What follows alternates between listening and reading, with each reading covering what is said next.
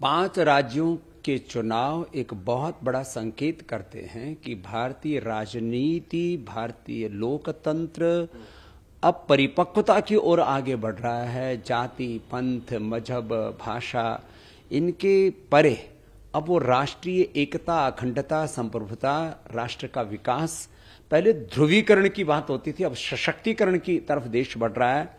और कुछ लोग ओबीसी, दलित, वनवासी, कम्युनिस्ट और जो एंटी नेशनल एलिमेंट्स थे, इनका एक गठजोड़ बनाने की नाकाम कोशिश कर रहे थे।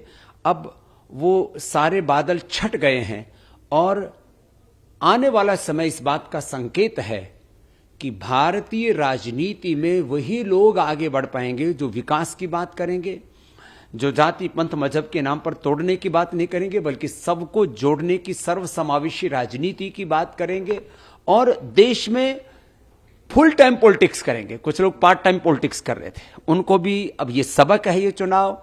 और इसके साथ साथ जो है क्षेत्रीय दलों के लिए भी एक सबक है, जो परिवार पर आधारित पार्टियां, उनके लिए भी एक सबक है। और कुछ लोगों ने कुछ जातियों को, कुछ मत पंथों को अपना गुलाम समझ लिया था, तो अब ये सारे तिलिस्म टूट गए हैं। अब भारतीय राजनीति उस दिशा में आगे बढ़ रही है कि हम अमेरिका से भी ज्यादा ताकतवर इस देश को बनाना चाहते हैं, तो आने वाले 20-25 साल हमें मेहनत करनी पड़ेगी। नहीं तो कोई कमजोर राष्ट्र होता है, उसकी क्या हालात होती है, क्या हश्र होता है। हमने यूक्रेन और रसिया में कि युद्ध में देख लिया है। इसलिए भारत अब विजयी होगा और भारतीयता की, राष्ट्रीयता के साथ में, संस्कृति मूलक समृद्धि के साथ में, जो सबको साथ में लेकर के आगे बढ़ेगा, वो विजयी बनेगा।